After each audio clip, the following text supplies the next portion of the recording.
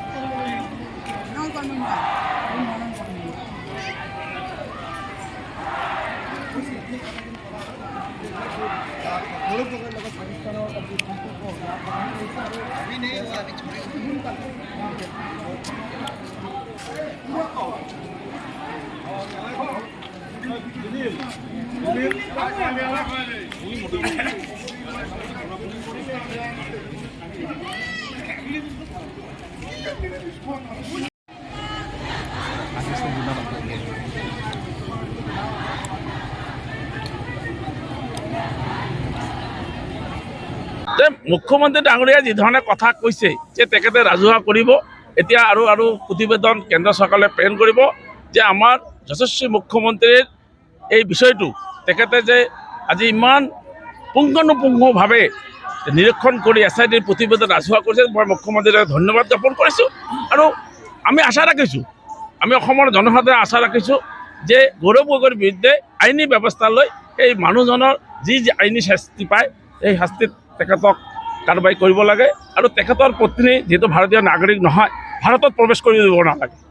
কাৰণ এই ভাৰতৰ নাগৰিক নোহোৱাকৈ কিয় ভাৰতত থাকে? কাৰণ তেখেতে পাকিস্তানৰ লগত জড়িত আছে। তেখেতে পাকিস্তানৰ চৰকাৰৰ পৃষ্ঠপোষকত থকা মৌলবাদী সংগঠনৰ পৰা পইচা লৈ আছে। আপোনালোকে দেখা পাইছে, গৌৰৱ গগৈ উত্তৰ দিয়ক। গতিকে তেখেতে আজি উত্তৰ দিব পৰা নাই।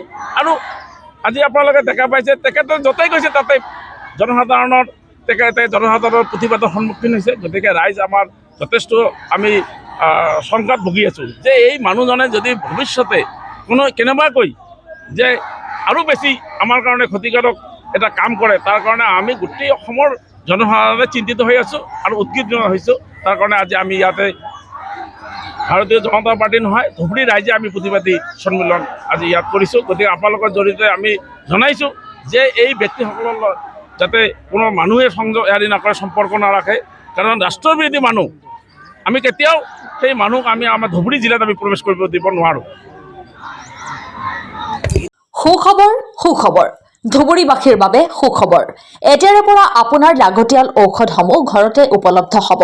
এতিয়াৰে পৰা আপোনাৰ ঘৰলৈ মুহূৰ্ততে উপলব্ধ হ'ব প্ৰতিদিনে ব্যৱহাৰ হোৱা ঔষধসমূহ। ধুবুৰী এপেক্স মেডিকোছে আনিছে এই সুবিধা। এতিয়া হোম ডেলিভাৰীৰ জৰিয়তে 10% ৰেহাইৰ জৰিয়তে লাভ কৰিব ঔষধ। গতিকে পলম নকৰি আজিয়ে যোগাযোগ কৰক আৰু এই সুযোগ গ্ৰহণ কৰক। মেডিকেল কলেজ লিংক ৰোডৰ পৰা 10 কিলোমিটাৰ অঞ্চলত উপলব্ধ হ'ব এই সেৱা। সোনকালে যোগাযোগ কৰক আমাৰ 9678133031 ফোন নম্বৰত।